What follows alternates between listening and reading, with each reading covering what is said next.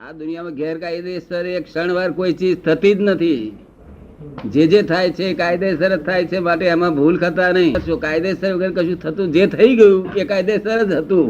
તેથી અમે એને વ્યવસ્થિત કહ્યું છે. શું કહ્યું છે? એક્ઝેક્ટનેસ. એમાં મેન ફેરફાર નહીં. હવે બોલો, તમારે શું પૂછવું છે? કોને?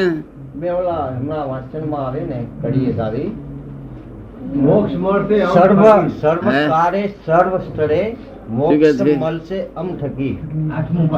એક એમના પદમાં આવ્યું કે સર્વ કાળે સર્વ ક્ષેત્રે મોક્ષ મળશે અમ થકી. હા, એવું પદમાં આવ્યું. એમ એ તમને કેમ ખૂંચ્યું? તમને ખૂંચ્યું કેમ? આ બધા વાક્ય પણ એકલું કેમ ખૂંચ્યું? હા, એટલે પૂછ્યું. એનું ઈ શંકા આવી કે આ કાળ છે કલિકાળ, ક્ષેત્ર છે ભરત. તો જૈન ધર્મના શાસ્ત્રો માંથી જે ગુરુ મુનિરાજો વ્યાખ્યાન કરે છે એમાં અમે ક્યારેક સાંભળીએ છીએ કે આ કાલમાં આ ક્ષેત્રમાં મોક્ષના દરવાજા બંધ છે આ જીવોના માટે, ભરત ક્ષેત્રના જીવોના. શું કહે છે? કે જે અમે જૈન મુનિઓ પાસે સાંભળીએ છીએ કે આ ક્ષેત્રથી આ કાળમાં મોક્ષ નથી, નથી. પણ આ કાળમાં આ ક્ષેત્રે આ કાળમાં મોક્ષ નથી.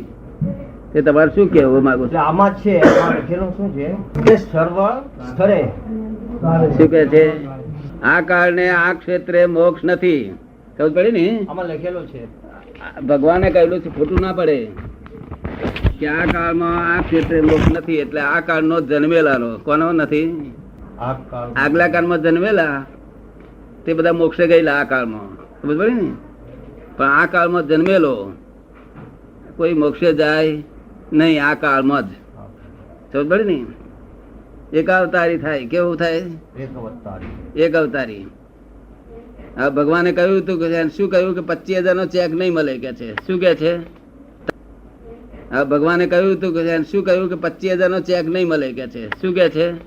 તો આપડે પૂછીએ કે સાહેબ કેટલાનો મળશે? તો કહો કઈક પૂછીએ કે ના પૂછીએ?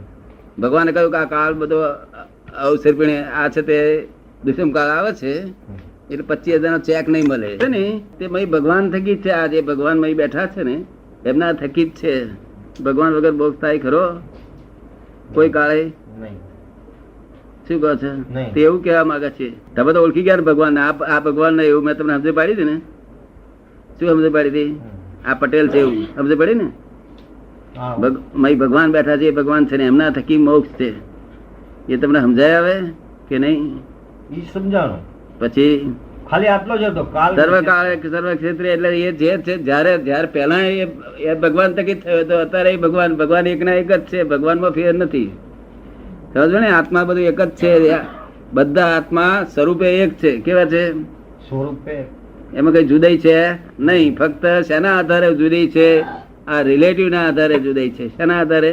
રિલેટિવ ની જુદી છે એટલે જુદું ભેદ ઉત્પન્ન થયો છે. અને તેથી બુદ્ધિ થી ભેદ માલુમ પડે છે. શેનાથી ઉત્પન્ન થાય છે? શું કે છે? બધાના ચહેરા અલગ હોય છે. આવડું નાનું છોકરું હોય તો એ બાપ ને ખોરી કાઢવું, એની માને ખોરી કાઢે. ખોરી કાઢ નહીં?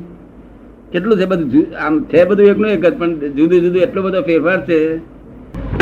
અકલ્પ્ય વસ્તુ છે, અવક્તવ્ય છે, અવર્ણનીય છે. કે છે અવક્તવ્ય એટલે શબ્દ થી વર્ણન થાય એવું નથી.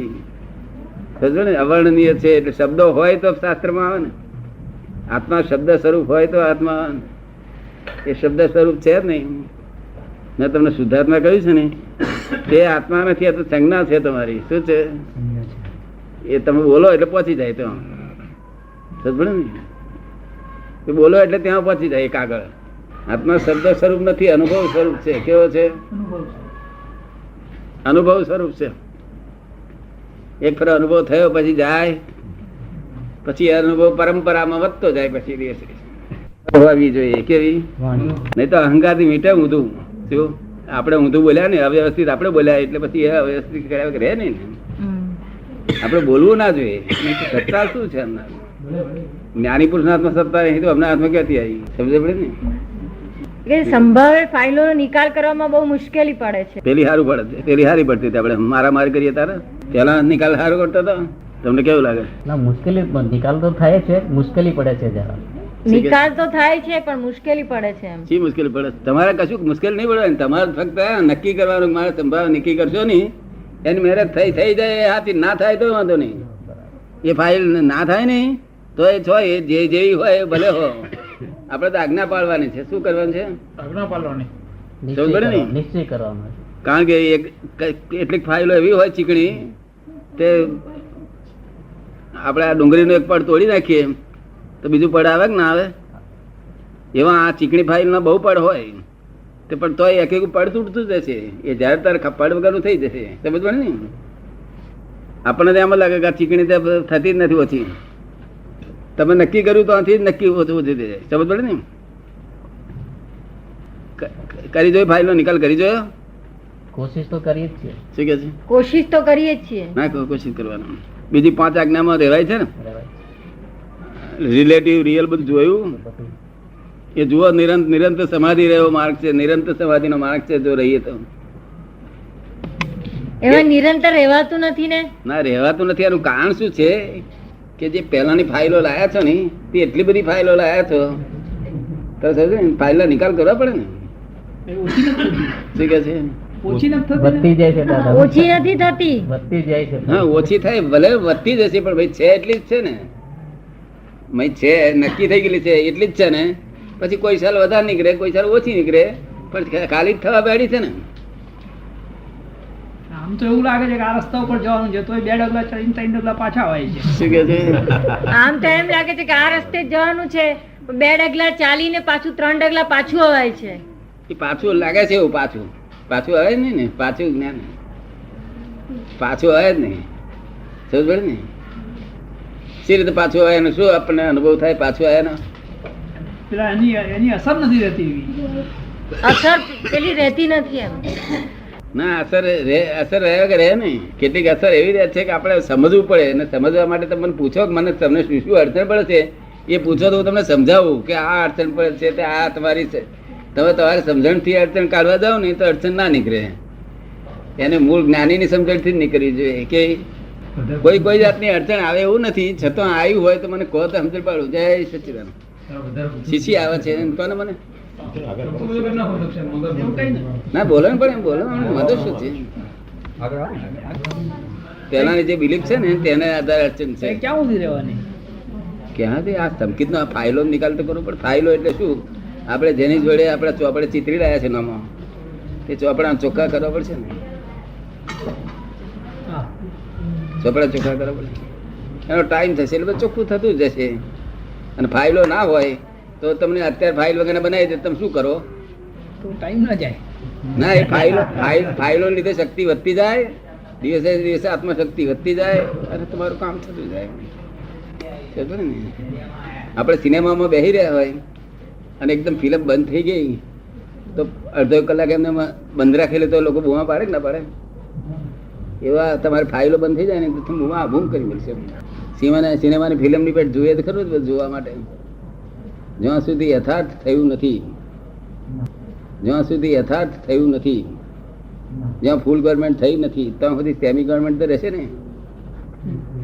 તમે જોડો ને સેમી ગવર્મેન્ટ ક્યાં સુધી ફાઇલો નિકાલ નહીં થયા ત્યાં સુધી. મારે ફાઇલો નિકાલ ઘણા ખરા થઈ ગયેલા તો પણ આ ફાઇલો જ ક્યાં પછી